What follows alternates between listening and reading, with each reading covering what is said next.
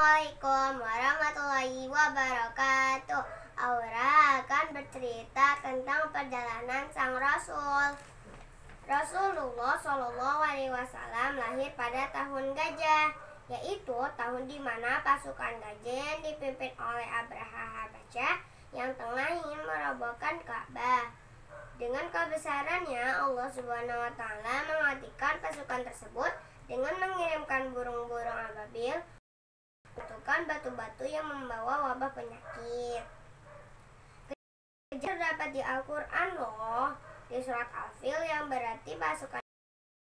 Tahun inilah Nabi Muhammad SAW lahir di Mekah dan sebagai anak kecil. Sebelum menjadi seorang Rasul, Nabi Muhammad telah mendapatkan beberapa karunia istimewa dari Allah, seperti wajahnya yang bersih dan bersinar.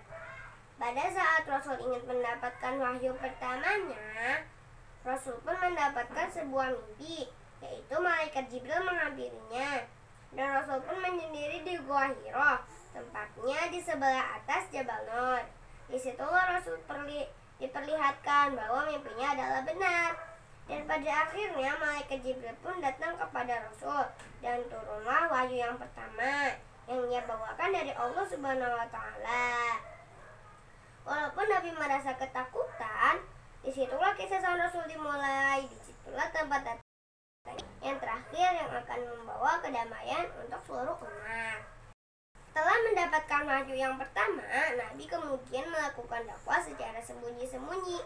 Adapun orang-orang yang menjadi pengikut pertamanya adalah Khadijah, Abu Bakar As-Siddiq, dan Zaid bin Haris, Ummu Aimin, Ali bin Abu Thalib, dan Bilal bin Rabah. Setelah beberapa tahun melakukan dakwah secara diam-diam, turunlah perintah Allah Subhanahu Wa Taala dalam surat Al-Hijr ayat 94 dan memerintahkan Nabi Muhammad untuk berdakwah secara terang-terangan. Pada zaman Rasulullah SAW di tahun pertama di Madinah itu, barulah kewajiban zakat diperlakukan. Nabi Muhammad SAW langsung mengutus Mu'adz bin Jabal menjadi qadhi di Yaman. Rasul pun memberikan nasihat kepadanya supaya menyampaikan kepada ahli kitab beberapa hal, termasuk menyampaikan kewajiban zakat. Sebagai kepala negara, saat itu ucapan Rasul langsung ditaati oleh seluruh umat muslim tanpa ada perlawanan. Kurban di zaman Rasulullah SAW melaksanakan kurban saat melakukan haji wada di Mina. Pada saat itu Rasulullah SAW menyembelih 100 ekor unta. Dia menyembelih sendiri sebanyak 63 ekor unta, sementara sisanya disembelih oleh Ali bin Abi Thalib. Seluruh hewan kurban tersebut disembelih setelah sholat Idul Adha. Quran surat Al-Hajj ayat 22 sampai 36. Ayat tersebut dijelaskan tentang jenis hewan yang akan dijadikan kurban. Peristiwaan Isra Mi'raj pada tahun ke-11 era Nabi Muhammad SAW terjadi peristiwaan yang menyedihkan, sebab di tahun ini wafat pamannya Abu Thalib dan istrinya Khadijah.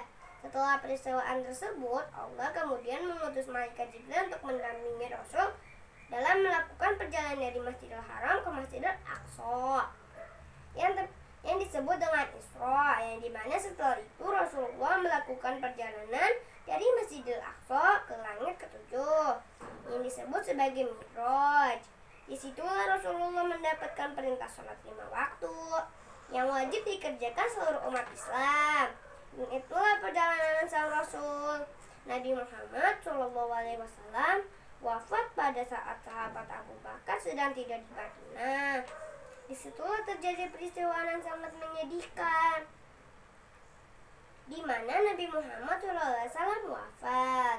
Pada saat Abu Bakar diberitahu, beliau segera datang ke rumah Aisyah.